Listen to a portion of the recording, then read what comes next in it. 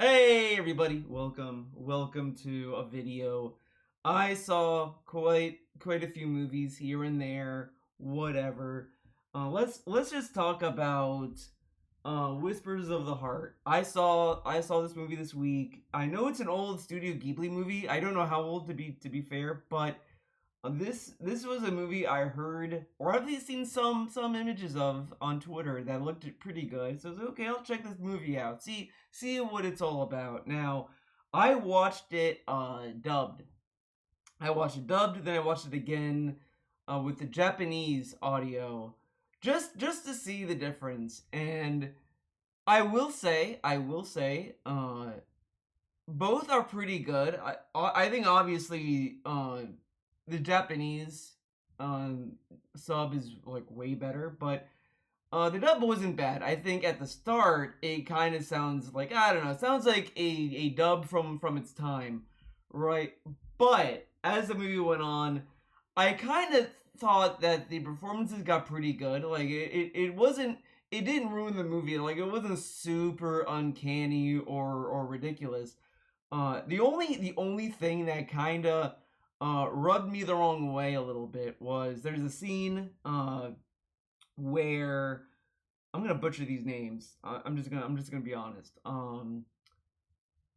want to say Suzuka. Oh my god, Shizuka. Whatever. The main character. She is talking to. I want to say the boy's name was like Shugo. So whatever. And this was a scene where she was telling him like, hey, my friend likes you and you should go with her or whatever. That's why she was upset, blah blah, like that scene. He tells her that he likes her instead, like oh no, I like you. So it was like a very awkward scene. It was good. The part that kind of made me want to watch it in Japanese was where uh he says, so we're just gonna be friends or whatever. Like where she's kind of saying like, look, it's not gonna get any like further. You're just my friend. That's it. Uh, in the dub, it sounded very uh like he wasn't really like caring about how she views it. I don't know how to describe it because it's not like necessarily chauvinistic or anything like that, but it didn't seem as genuine. It didn't seem like a genuine scene.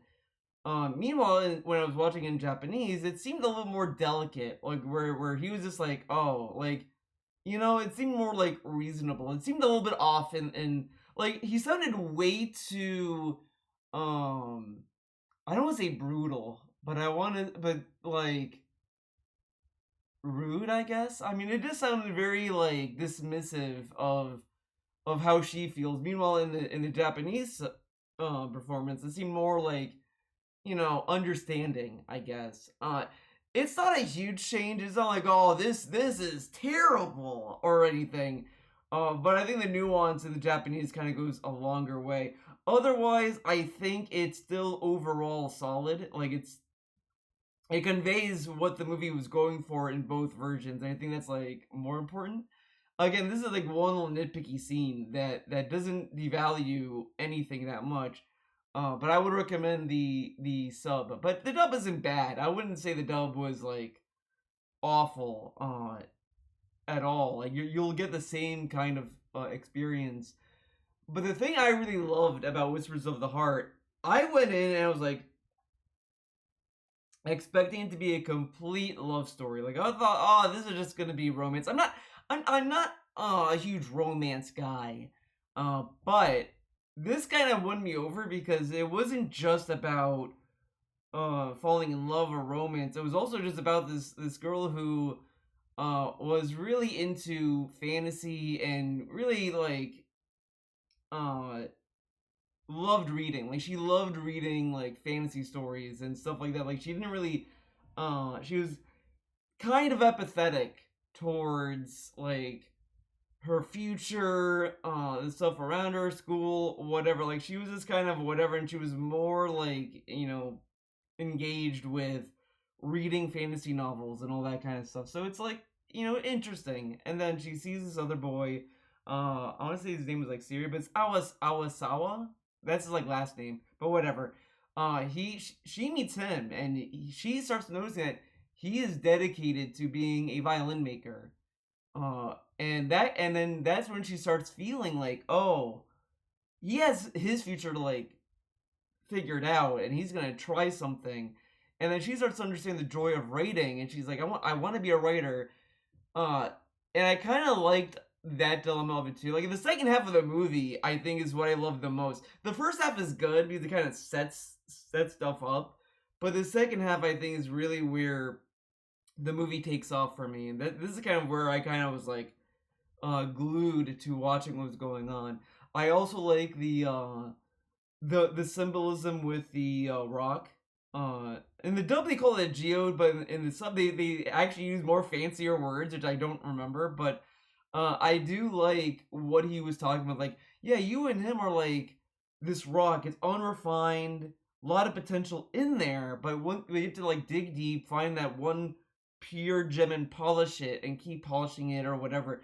And I was like, oh, this is actually a really good like symbolism of like just who people are as a person, right? Like it was very very like uh interesting. I really liked that viewpoint. I was like, oh man, like I kind of was thinking I wish I saw this movie when I was younger. But it's a very motivational movie by the end. I really liked that she felt that she was being left behind. I like the symbolism of uh this is gonna be somewhat spoilers, by the way, but it's an old movie, and I'm just gonna tell you right now, go watch it. It's a fantastic movie. The animation is like beautiful. It's great, fantastic movie. Uh, but I like the scene where he meets up with her. This is like at the end of the movie, and he's like trying to ride the bike up the hill with her in the like in the back, and uh he's like, no, stay on the bike. I wanna like pedal all the way up, whatever. And she's like, I don't want to be a burden, and she like gets off and helps him push. I like that symbolism a lot, where they're both working together, and it's just an equal work. It's not like, hey, you're not gonna like carry me around. I want to do stuff too. I don't want to be a burden to you. And it's like this is like a very like wholesome scene. And it's great. Like I think it's a very equal romance story between these two characters that have a lot going on that you can kind of relate to. It's a great movie. I don't know if I would say this is my favorite Miyazaki movie, or it's not a Miyazaki movie. Oh my god, it's a Ghibli movie. I don't know if it's my favorite one, but it is definitely one that I really liked more than I thought I would when I was going into it. Uh, and it was very low stakes. It was a very like relaxing movie that wasn't, and it didn't feel generic. I think that's really also what I liked. It didn't have these generic like scenes where the kids are like, oh, I long for this person or whatever. Like it didn't have these hokey scenes. It was all very like interesting. It kind of makes me wish there were more movies like this. I feel like the closest we got to that would be Look Back, and Look Back is like an adaptation of a manga from Fujimoto. But but Wizards from the Heart is really really good. I think at one point HBO, when I was going through the Ghibli collection, they focused more on the fantasy cat that they showed, and I kind of wonder if there was a point in the marketing that kind of misled people. I wouldn't compare it to Grave of the Fireflies necessarily, but it's like I do think that the fantasy scenes that were in this, I feel like they focused more on that than anything else, and that's like not even the majority of the story. And these were only shown as like visualizations of uh the main character's novel she was writing. So it was a really good movie. I really really enjoyed it. It was a fun gamble to watch because I never know how I feel with like romance movies. And this one was actually like really good. And again, the last half is like the best part of the movie for me. I loved how much they kept throwing in country roads. It and it I will say it's kind of an added joke to me, both in the Japanese sub and the English dub, where they just sing the song both in both versions, and they're both performed pretty well. Like it's not like, oh, the dub, it's just people who can't sing are singing it, but it's like nice to hear country roads in both. I like the parody song "Concrete Roads." I think that was also pretty funny. Uh, but yeah, I really liked this movie. You really learned the character pretty thoroughly during it. And it deals a lot with just thinking about the future and what you want to do and all this other stuff and like the game of it. And I like that the parents, it was like, okay, finish your novel, finish your project, but just, this is gonna be very hard or whatever.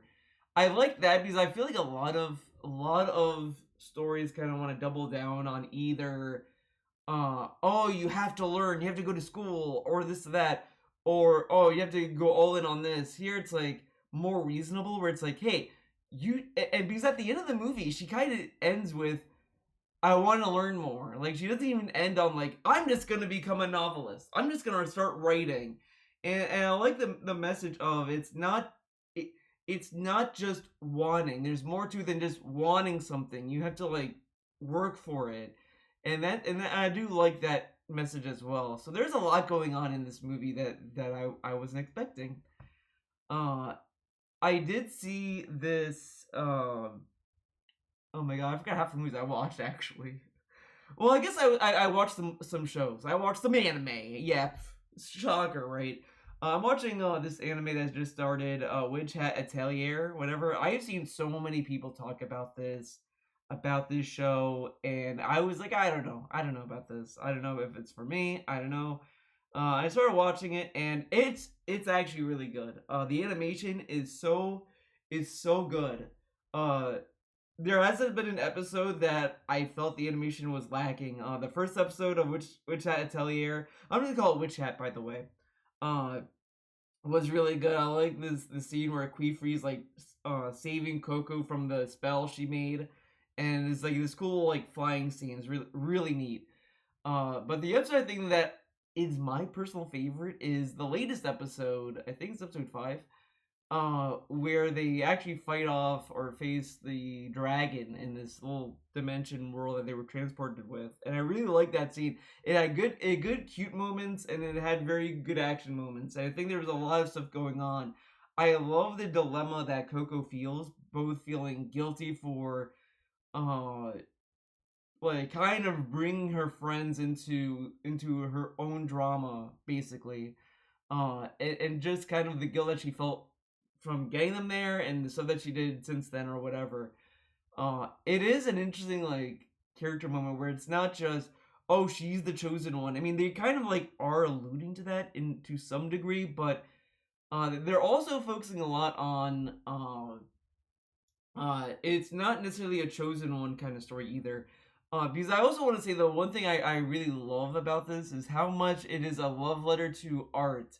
It is very hard to imagine that the person who's the author of the manga of this didn't have a passion for art, because it focuses so much on drawing. Like, all the spells are done by drawing.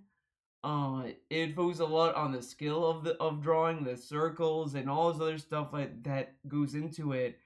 And they keep saying that anyone can do it. Like, being a witch isn't something that is in your DNA. It's not something you're born with. It's something that you can do if you work for it or whatever. And I think that's actually very like interesting, and that's kind of really why I love this show a lot, was just how much it symbolizes art, especially in this day and age where now you have AI art, AI generated art. And it's nice that Witch Hat Atelier is a show that is really focusing on on the actual craftsman that you can have on your own.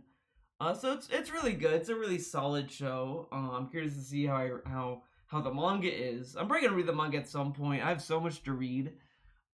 Because right now, uh, I am reading One Piece. I'm on Water 7, I think. I'm on the part where they're trying to find uh what's his name, Flammy Clam, Flammy Man, whatever. The guy with that, like, it's kind of like a cyborg, I guess. Whatever. And all that arc. It's pretty good. I wasn't sure if I was gonna like this arc. I like the beginning of it. I kind of like that there was so much stuff going on, both with Nico Robin, the ship, uh uh the mayor of Water 7, like all these things are going on. It's like not just one thing, it's like multiple things. Then it goes into the world government.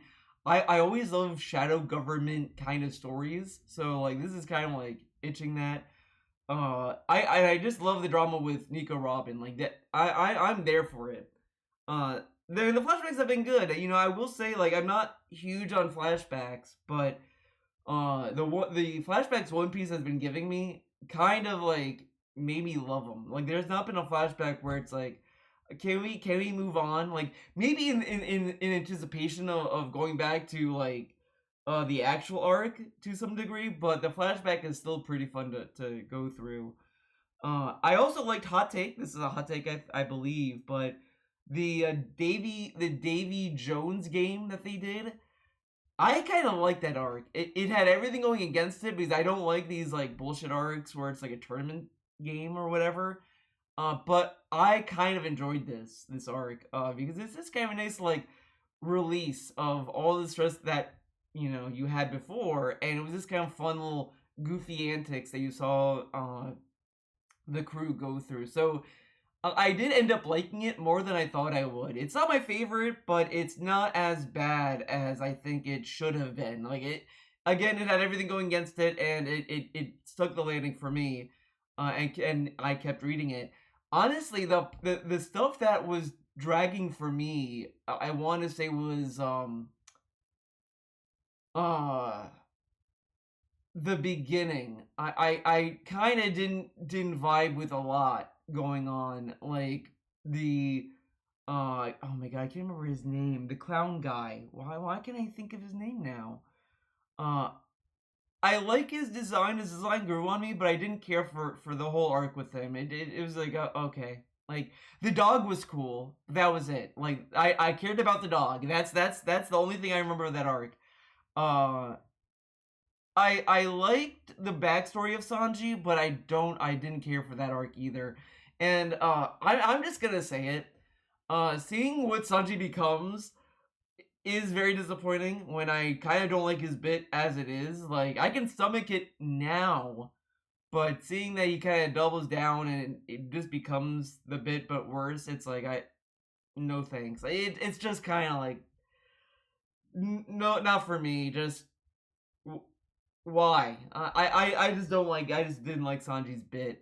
It was kind of ridiculous, but uh, it's been a fun read. I'm looking forward to seeing the pre-time skip stuff and getting to the time skip stuff and seeing where the post time skip leads me. Because again, I think this is kind of where people start to fall off on One Piece a little bit. I've seen more and more divisive opinions on it going on, and I'm curious to see where I'm gonna land. Because a lot of the opinions I've seen that are critical of it is stuff I feel like I'm gonna agree with. But we'll see. We'll see what happens. I'm gonna try to keep it as open as I can be. I'm gonna try to go with it with very open mind as I possibly can. I've already seen the art style shift, and I'm not a fan of it. I don't like how Nico Robin looks a little bit. I feel like that they took away of the stuff that's made her interesting. Uh, but whatever. We'll see. We'll see what happens. Maybe I'm looking at biased panels or whatever. So I'm looking forward to that. But I'm also reading Soul Eater. I've watched the anime of Soul Eater, and I've heard that when I heard that the manga and anime are very different, I was like, okay, I need to read the manga. Uh, I do think the manga is a little bit better than the anime. The only thing I will say is a lot. I started watching Fire Force, then I dropped off because it got too fan servicey, and it was like I can stomach some fan servicey stuff, but there were scenes that were like the physics literally didn't make sense, and it was so clear they did it just to get like boobs to jiggle or whatever. It's like okay, this is getting too ridiculous. And then I saw like later clips, and it's like okay, I don't think I need to watch this. Like it didn't feel it.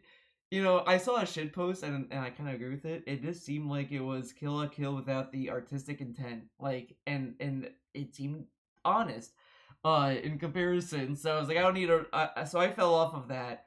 And when I'm reading Soul Eater, like I would say to a lot of people, like Soul Eater does have like moments where I'm like, I don't like it, but it wasn't as much. Like I can kind of like stomach it. The manga, oh my god, man, the manga goes so far into it that like the anime took some jokes out of it. Like, uh, there were a lot of upskirt stuff, panty jokes. I'm like, what are we doing here? And there's a lot of like weird innuendo or stuff that's like it's very clear what they're parodying or like symbolizing. I don't know, whatever, in the manga. But that aside, like the story is pretty interesting. Like it's not to Fire Force extremes yet for me. Like I don't know if it's gonna get to that point, but uh, it's fine as it is. I wouldn't say it's my favorite manga. I will say the stuff that is original to the manga. Once you get past like the Arachne arc or whatever, I don't like the new costumes that they get. Like I think Maka's original outfit is so iconic. To change it to a generic like sailor uniform is just very disappointing. Like it just loses the identity of it. Like that there's a reason. There is a reason when you look at Soul Eater fan art, it's always the original outfit. There's a reason. Because it's so iconic. And it changes to like basic sailor uniform. I think Tsubaki is the only character that retains her original outfit. I think I want to say, but yeah, like Maka's outfit just looks boring and very generic. Like I appreciate that they tried to add something new. Like I think they tried to have the same overcoat kind of vibe to it, but it's just not the same. Like the original outfit is like the best, and then they change it to this, and it's like this is a downgrade. This is just not doing it. But other than that, it's been pretty good. I do like what they're doing with kids so far in the manga. Uh, there's some stuff I'm curious to see if they do an anime remake that they keep that people think is gonna happen. I wonder how much it's gonna be honest, right? Uh, like I don't know. I'm kind of forgetting how the anime ended. I kind of don't remember the anime very all that well, honestly. But I know that the anime was fine. I thought it was serviceable for what it is, but it is what it is. I'll see how the manga ends, and I'll kind of explain that. I don't think it had a satisfying ending though. I think it just kind of felt rushed with the anime, but whatever. I'm also reading. What else am I reading? Oh my god. I'm reading Soul Eater. Oh well, I'm still reading Kikagiri because it's still a monthly chapter, so that's kind of going whenever. The next manga I want to read is Dorohedoro. I'm watching the second season. I love the first season; it was great. There was a huge wait time for season two, and it's like, man, I wonder if season two is just gonna finish it because I think the manga is done. If I'm not mistaken. So I wonder if season two is gonna finish it, or if they're now gonna actually be able to like kind of keep pumping it, and we don't have to wait this long for season three or whatever, right?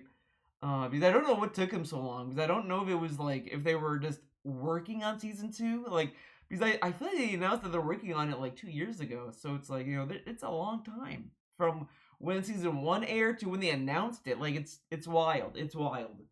But season two is still pretty good. It's funny to me that they didn't do any recap for season one. Like it's just start them in season two because I really because when I was watching season two, I was just like I remember that Noikoto was like married to N or M. I can't remember his name very well. I think it's N. But maybe it's M.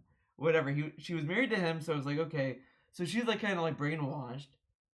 But why is she with him? Because I do remember like that they escaped, and they're like, and the guy told like Kaizen like, hey, as long as she's away from N or whatever, she will retain her identity. Just the moment that he's close to her, she's gonna like kind of end up being like brainwashed by him or whatever.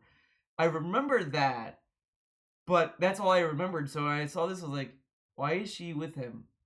What was this? Like, I kind of forgot a lot of stuff because I always go into second seasons. Like, if I've already seen season one, I just want to see what I remember and how season two is gonna stand for me. But then I was like, but then it kind of clicked when later episodes kind of like maybe I remember. It's like, oh, okay, like this is happening. Uh, I like season two. It's very good so far. There hasn't been an episode where I was like, oh, it's bad. And the music is so good. The intro is good. The outro is good. There's not a wasted bit of time that doesn't stand out for me. So that's why I wanted to read the manga because like I just want to read this, but I want to finish uh what I'm currently reading, which is One Piece. I just want to catch up to One Piece to a point. And finish Soul Eater. If I finish Soul Eater, the next one will be Dorohedoro for sure. Um, I've also been reading Kagurabaki, which got anime adaptation. I'm very excited for that. I've been loving Kagurabaki. It is so funny to me that Kagurabaki started out as like an ironic meme manga that people were expecting it to be like canceled, and then it found a genuine audience. Like that is just so funny to me, and it's actually good. Like honestly, I loved Kagurabaki. The art style is what kept me going. I loved how it was drawn. The story was whatever at first, but I to me what won me over was really when we went to Samura's Sumura, whatever. When we talked about his daughter, I was like, okay, this is kind of cooking. This is pretty cool now, and it's now doing this flashback of like explaining all this stuff. It's like really really cool stuff. I'm really into Kagura Black. I'm curious to see how the anime is gonna pan out. The art style for the anime looks pretty good, so I'm looking forward to it. Uh, I also been watching Demons of the Shadow Realm, and this is another manga I want to read because I think the manga is still ongoing. I saw one post that was like, "Yeah, I wonder what's gonna happen because like, the anime." It sounds like the anime is gonna catch up to the manga pretty quickly, so it's like you're like concerned, like, are we gonna wait a longer time to get to the next arc or whatever, or are we gonna do a Full Metal Alchemist with this, where it's gonna be its own story, or whatever, like, or are we gonna have filler? What's gonna happen with this? So that got me thinking I should read the manga before anything else. I want to read that, but again, I want to finish Soul Eater because that's what I started currently. Spy Family's been pretty good, I will say. It's getting to a point where I don't mind the slice of life stuff. Like, there's nothing innately wrong with it. I feel that it's a very hard line to walk through because at one point it's like, yeah, what are you expecting as a slice of life? It's not an action manga. It's not like anything like that. And I agree with that. Like, I don't think there's anything wrong with it, but I do feel there has to be something to move the story along, right? Like, there was a chapter where the guy was like, "Oh shit, I know who Anya is." Like they recognized her, and it's like, where's that gonna go? We have that going on. We have your feeling, genuine feelings to Lloyd. All this stuff is going on. It's like, when is it gonna come to a head? Like, and I think this is like the more interesting stuff that we're not seeing yet.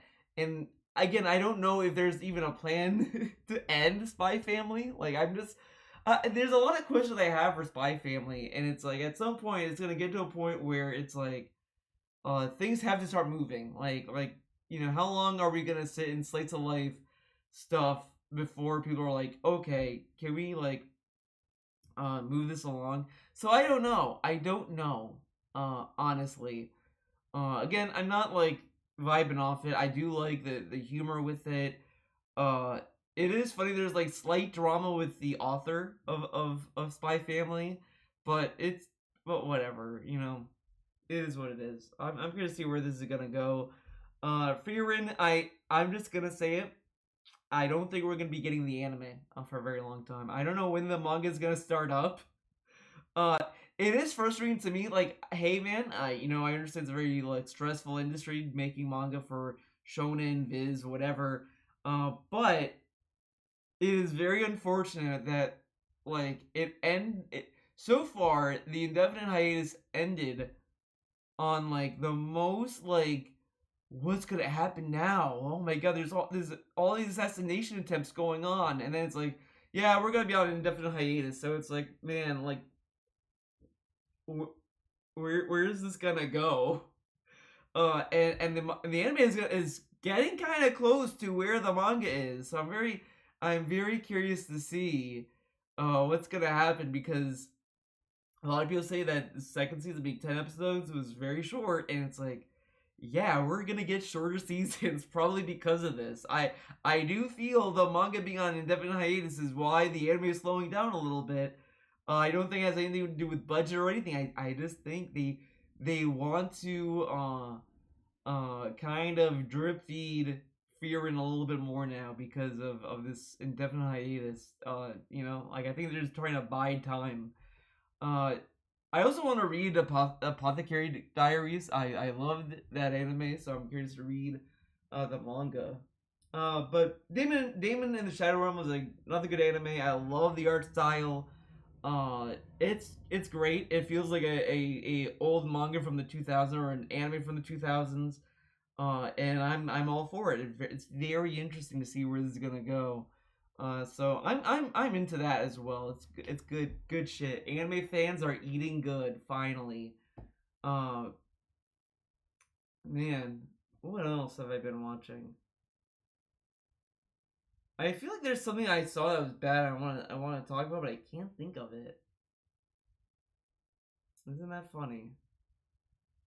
I kind of look at my like tickets that I got for the movies to see what movies I've been watching. Right? Let's just do that. Let's just do that. Maybe I'm gonna edit this out. Maybe I'm gonna like speed it up. But uh, let's go to AMC. Yeah, I go to AMC. Yeah, crazy, right? Crazy movie theater. Let's see. I saw Exit 8. Exit 8 was pretty good. I know it's based on a video game, never played it, but the movie was pretty good. I like the movie. Don't know if I'll play the game though. Maybe I will, but the movie's pretty good. I like the movie. The music was good.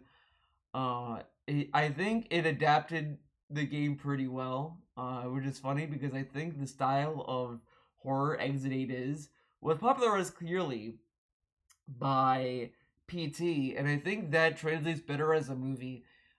Enough with games. Like, I will say, like, I think the style of game X8 is gonna be or whatever is probably tiresome. It's like we've seen this kind of stuff 1,000 times. Like, I feel that with Resident Evil, with especially 7. Like, I think 7 doubled down on it, and it was like, okay, like, whatever.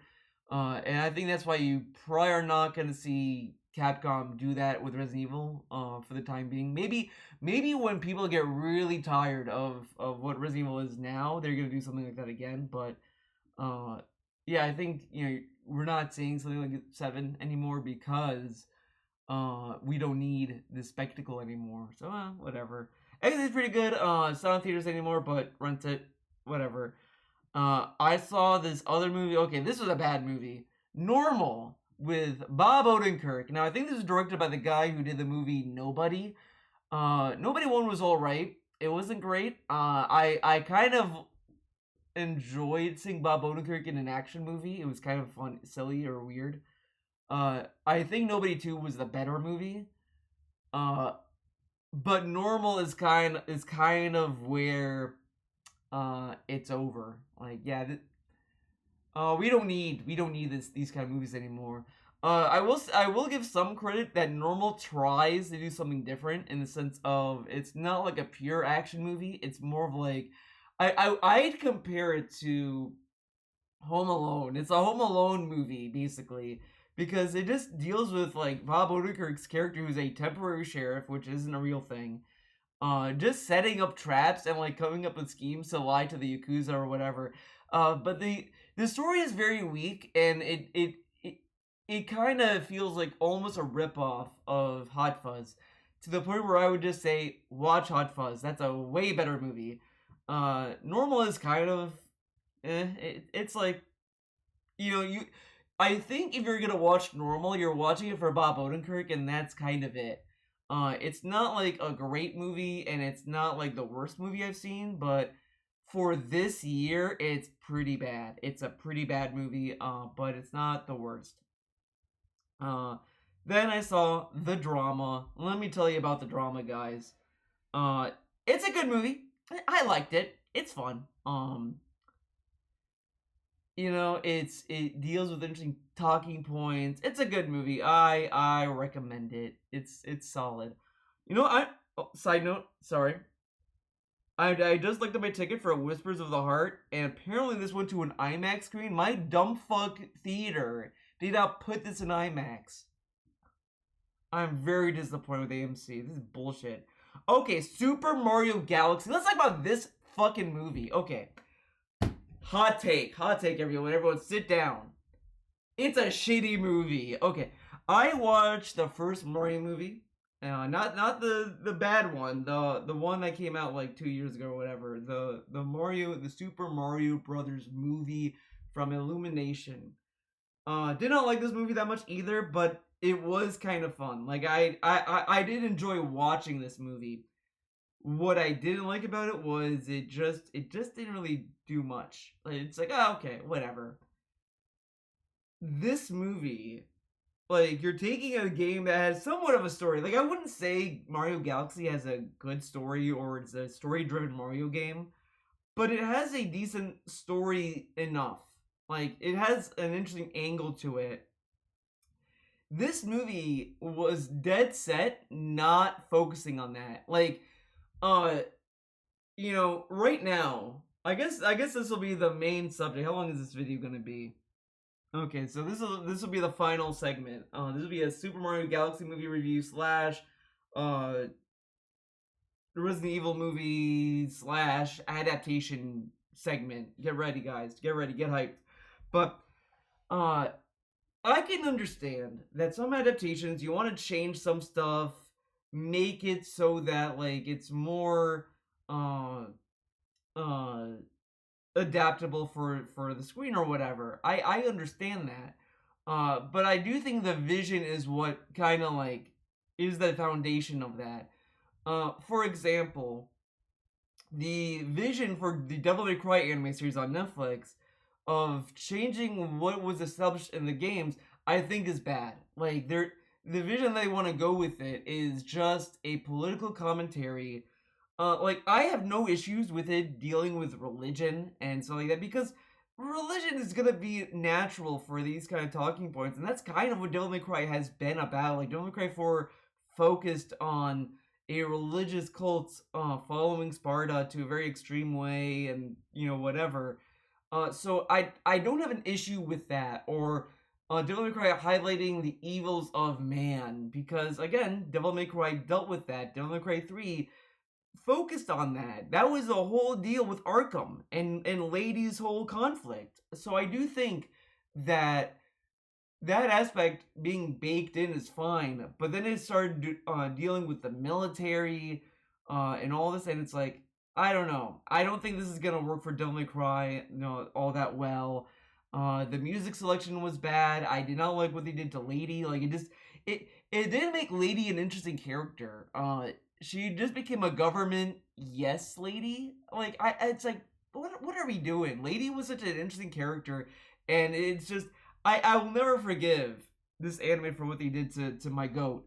So yeah, that's a good example of like taking away a lot of stuff that made the games good, and instead of like building on something that makes it more interesting, it's just making it generic. Like you have the second season that's not out yet, but the stuff I've seen of it, where they're fighting in front of like the George Washington Monument. Whoa, guys, crazy.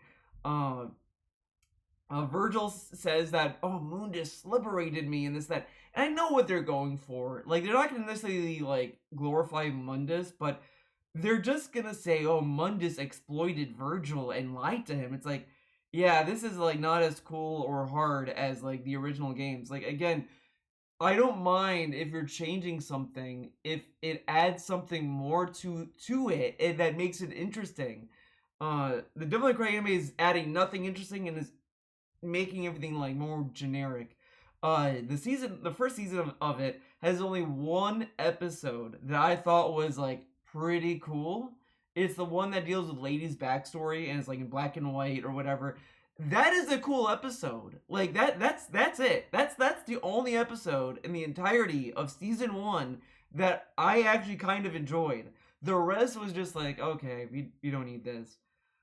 So when I see people complain about the Resident Evil movie with by Zach Krieger, it's like I don't think you're understanding the medium or the vision, because he at least has the vision of like, look, I'm not gonna retell a story that you could just play the game. Like if you want a retelling of Resident Evil 2, play the games. Like the games exist, go there.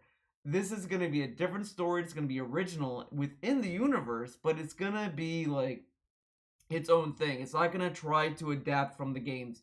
And I am more interested in that than like, let's retell something you've already seen, which is what the Devil May Cry anime did, and it's changing a lot of stuff that doesn't work. This, at the very least, looks more interesting. Now, I'm not gonna say, oh, the movie's gonna be good. It's gonna be an amazing movie. But I have more faith in this movie that I have than what I had with the Devil May Cry anime did when it was announced. I'm just gonna just put it out there. I've more faith with this than Devil May Cry. So then when you look at Mario Galaxy, it's like it takes this movie, this game, and instead of focusing on Rosalina is the damsel in distress. Okay, I don't know why change that. Like the whole game is centered around her and trying to save Peach, but instead it's just gonna be focusing on Peach trying to save Rosalina, like whatever. And it also seemed very focused on references, like, oh, Star Fox, look guys, Star Fox is here. Guys, the baby Mario and baby Luigi are in this movie, guys. Yoshi. And it's like, these don't add anything. The conflicts that they added don't go anywhere. The whole thing, to me, what summarizes my disappointment with it was the whole wasted time we had where Bowser was friends with Mario and Luigi to then just nonchalantly be like, oh no, you're evil, Bowser, remember? He's like, oh, you're right, thank you. It's like, we're just not going to expand on that more or be a little more interested in that conflict. They tried. There was an attempt in one scene, and then it just kind of moves on, and who cares? It's kind of a bummer. It's like, why do that, right? Like, just have it be Bowser was using the Mario brothers to be free or whatever. Like that would have been much more compelling for Bowser than, yeah, he's friends with them. Not anymore. It's like, what was the point? Like, it's just there's a lot of stuff that didn't feel coherent and generic. Like this was just a very boring movie, and I'm just gonna say it. All the kids that went to see this movie, they're not gonna remember this movie within a week. I don't think they're gonna care. It's just gonna be in one year out the other. Basically, it is a nothing movie. I will say another somewhat hot take. I didn't quite understand why my theater full of kids was screaming in excitement for seeing Star Fox. Now, before you say, well, Theo, he's in Super Smash Brothers, I don't think that matters, because you're gonna tell me if they showed Ike, they're gonna be like, oh my god, Ike's here, fuck yeah, oh dude, Marth, Lucina, fuck yeah. No, they're not. They're just gonna be like, huh, because Star Fox, there's no game with Star Fox in it. There's no reason to care about Star Fox except for the movie telling you to, because the movie kind of builds them up in a way you're supposed to clap. Like it is very generic, Marvel-esque. And that's what Super Mario Galaxy kind of feels, which is why I understand why a lot of people think it's gonna work towards a Super Smash Brothers movie, which Miyamoto has said there's no interest in doing that. So it's very funny to me that like they go out of their way to kind of like establish a universe and then be like, no, we're not doing that. It's like, well, what was the point? So yeah, this was a slop movie, and all the criticisms towards it are all accurate and fair. Because honestly, just because it's for kids doesn't mean you have to dumb it down or give slop. Like, I know there's a lot of bad faith people who are making these kind of claims, but I'm not asking for a Kubrick style movie for kids. I'm just saying that at least have something that's fun. There's nothing wrong with a fun movie, but you watch like the Mario Brothers movie, the first one, and that being a more like solid movie just in terms of fun, while this is just nothing, is kind of a bad sign, especially when the first movie wasn't even that great to begin with. Like this just seems more like a devaluation, a degradation of what could have been. Like the Mario Galaxy movie had potential, and it just kind of poofed. Like I was actually intrigued with the previews. Like, oh, there's gonna be like a casino stuff. There's gonna be other characters in it, and just that's like, okay, this might be interesting, but it never really comes together. So it's kind of disappointing overall, for a movie in this kind of scale. But yeah, but again, I'm hyped for the Resident Evil movie by Zach Krieger. He has two good movies under his belt, like, which is why I don't understand the apprehension people have, where it's just like they're just pointing like, there's no snow in Resident Evil 2. Oh, wait a minute, dude. There's a monster that's a fat ass that was not in Resident Evil 2 before, and it's like, who cares? Like, do we really need a Resident Evil movie where it's like, guys, Leon, look, he's right there, guys, Raccoon City Police Department. Like, we don't need a Resident Evil movie to do that, and I kind of find it kind of funny that people are more apprehensive with this than they were with the Mia, whatever, Jonovic, whatever Resident Evil movies. Like, people kind of came, like, because people like the first two movies. The third one was kind of polarizing, and after that, it just went down. But those movies had absolutely nothing to do with the games. Like, they invented a whole new character, and people were more willing to accept these movies than one made by an actual, like, accomplished director. Like, I just think that a lot of people are misguided in their criticisms with this. I can understand, being a little like uh apprehensive to a degree. Like, again, I'm not saying that this movie is gonna be a fantastic movie and it's gonna like be amazing, but I have more faith in this movie than I did with these other like previous adaptations that were going on. So I'm hyped for this Resident Evil movie. I think Zach got what it takes. The scene that won me over in the trailer, I will say, was the scene where it's like in front of this cabin and these like legs started like hitting the door frame or whatever. That looked really cool and like, whoa. So I'm very curious to see what this movie's gonna be. Again, like, I watched the trailer and was more interested and curious as to what this movie is gonna be about, more so than any preview with the Devil May Cry anime. I was the same way with Super Mario Galaxy, to be fair, but I also was not expecting a lot from it. This, I'm expecting at least a good Zack Krieger movie and maybe a bad Resident Evil movie, but I think it's gonna be a good movie. Again, I'm more like optimistic with this because there's more reason to. Because again, I don't trust Illumination all that much because Illumination is a studio. I should say is a studio that is very good at marketing their movies and getting people to talk about their movies. Look at Minions, look at Despicable Me, and all these other movies that I don't think are good movies, but it was able to get people to talk about them because of how marketable it is. And I think that's honestly why Nintendo went to Illumination for these movies, because it's much easier to market these movies with a studio that knows how to market than finding someone that you can trust the vision with, right? So yeah, I'm completely sold on this. Especially, like, again, you look at the games. Resident Evil 7 recontextualized the entire universe of Resident Evil, like, completely. So I'm curious to see where this is gonna go. That's what's going on. That's what's going on in my life. Those are the movies I watched, uh, the manga I've read, and the movies I'm looking forward to. So I hope you enjoyed this video, and I hope to see you in the next one, if I do another one. Bye.